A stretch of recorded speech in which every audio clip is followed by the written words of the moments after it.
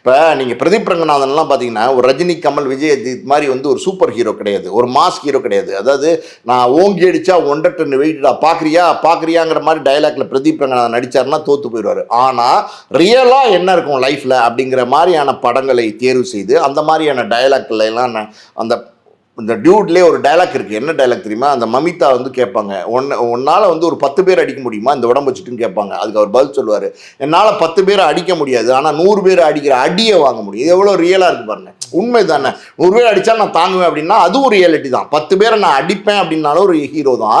100 பேர் அடிக்கிறத நான் வாங்குவேன் தாங்குவேன்னாலும் ஹீரோ தான். ஸோ அந்த மாதிரியான கதாபாத்திரங்கள் அவருக்கு என்ன பொருந்துமோ, அவர்கிட்ட ஆடியன்ஸ் என்ன லைக் பண்ணுறாங்களோ, அவர்கிட்ட ஆடியன்ஸ் என்ன விரும்புகிறாங்களோ அந்த மாதிரியான கதாபாத்திரங்களை தேர்ந்தெடுத்து வந்து பிரதீப் தொடர்ந்து நடிச்சிட்டு இருக்காரு. கதை தேர்வு ரொம்ப நல்லா இருக்கு. அதனால தான் அவருடைய வெற்றி தொடர்ந்து ஹேட்ரிக் வெற்றி கொடுத்துருக்காரு. இன்னொரு விஷயமும் நம்ம இங்கே சொல்லணும். இப்போ ஒரு காலகட்டத்தில் புதுசு புதுசாக ஆட்கள் வருவாங்க.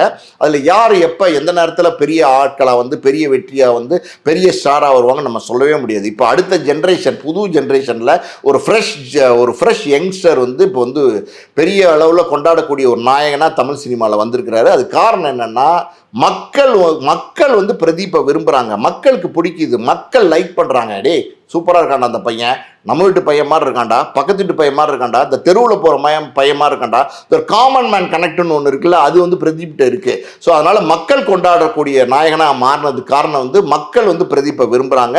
ஸோ இந்த வெற்றிங்கிறது வந்து பெரிய வெற்றி பிரதீப் கிடைச்சிருக்கு. மிகப்பெரிய கோடிகளில் சம்பளம் வாங்கக்கூடிய ஒரு நடிகராக பிரதீப் இந்த வெற்றி கிடைச்சிருக்கு. இந்த வெற்றியை வந்து பிரதீப் வந்து தக்க வச்சுக்கணும், அதான் ரொம்ப முக்கியம்.